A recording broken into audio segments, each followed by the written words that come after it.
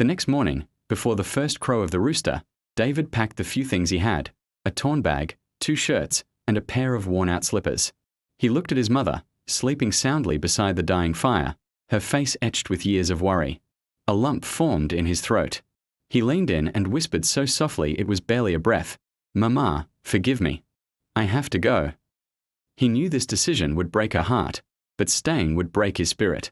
This was a chance he had to take, not just for himself, but for her.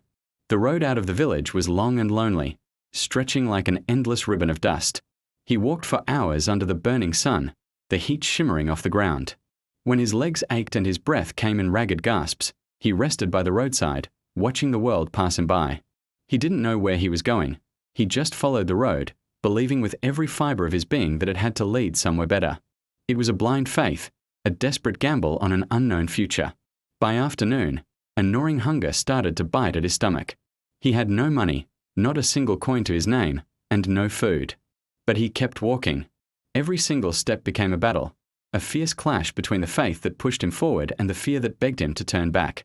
At his lowest point, he stopped, looked up at the vast, indifferent sky, and let out a desperate plea.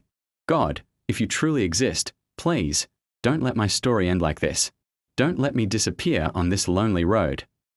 That night, exhausted and defeated, he found shelter under an abandoned shed. As darkness fell, the heavens opened up and rain began to fall in cold, relentless sheets. It soaked his clothes and chilled him to the bone. But huddled there in the dark, shivering, something new began to stir deep inside him, a tiny, fragile flicker of hope. He couldn't explain it, but he felt a profound certainty wash over him. If he could survive this night, this cold, this hunger, this utter loneliness, then he could survive anything. His journey had only just begun. Thank you for watching part 3 of The Last Born Who Refused to Stay Poor. If you're as invested in David's journey as I am, make sure to hit that like button and subscribe so you don't miss what happens next. See you in the next one.